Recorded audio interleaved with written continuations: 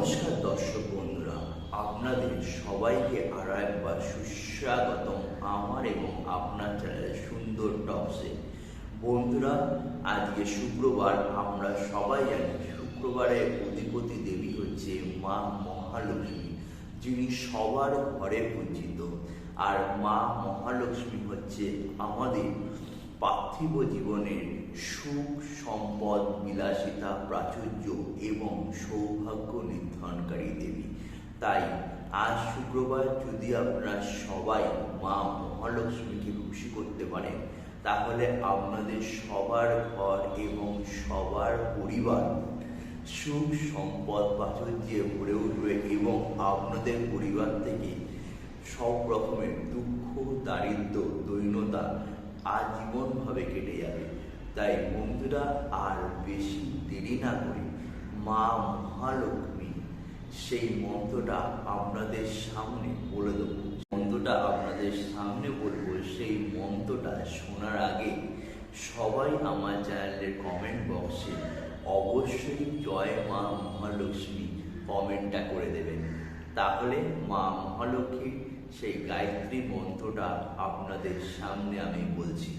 সেই মন্ত্রটা হচ্ছে ওম মহালক্ষ্মী ভিদ্মহে বিষ্ণু প্রিয়ায় ধীমহি তন্নো লক্ষ্মী প্রচোদয়াৎ।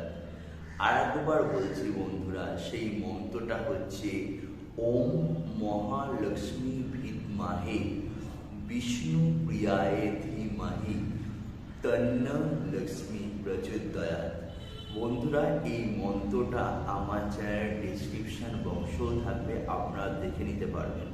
এবং এই মন্ত্রটা বলার আগে অবশ্যই আপনারা মা লক্ষ্মীর পাশাপাশি ভগবান শ্রী হরি নারায়ণের একবার স্মৃতিমন্থন করবেন। তাহলে আমরা সবাই জানি নারায়ণ হচ্ছে মা মহালক্ষ্মী দেবীর বর। তাই মা মহালক্ষ্মী দেবীকে খুশি করতে চাইলে শ্রী হরি নারায়ণকেও খুশি করতে হবে। তাই তারও একবার স্মৃতিমন্থন করে নেবেন। তাহলে এই মন্ত্রটা যদি আপনারা প্রতিদিন 108 বার করে জপ করেন মা মহালক্ষ্মী দেবীর মূর্তির সামনে বসে ধ্যান অবস্থায় বা যোগ অবস্থায়, তাহলে কিন্তু আপনাদের জীবন থেকে সমস্ত রকমের দুঃখ, দারিদ্র, ক্লেশ, দৈন্যতা চিরতরে বিদায় নেবে এবং আপনাদের পরিবারে সমস্ত রকমের সুখ, সম্পদ, বিলাসিতা, প্রাচুর্যে ভরে উঠবে। বন্ধুরা, কথা দিলাম। তাই আজকের ভিডিওটা আমি এখানেই শেষ করলাম। আর যদি আমার ভিডিওটা আপনাদের ভালো লেগে থাকে অবশ্যই একবার লাইক, কমেন্ট আর বন্ধু রিলেটিভদের মধ্যে শেয়ার করতে ভুলবেন না। আর যারা চ্যানেলে নতুন এসেছেন তারা অবশ্যই আমার চ্যানেলটা সাবস্ক্রাইব করে দেবেন, তাহলে আমার এরকম ভিডিও বানাতে আরও উৎসাহিত বোধ করব।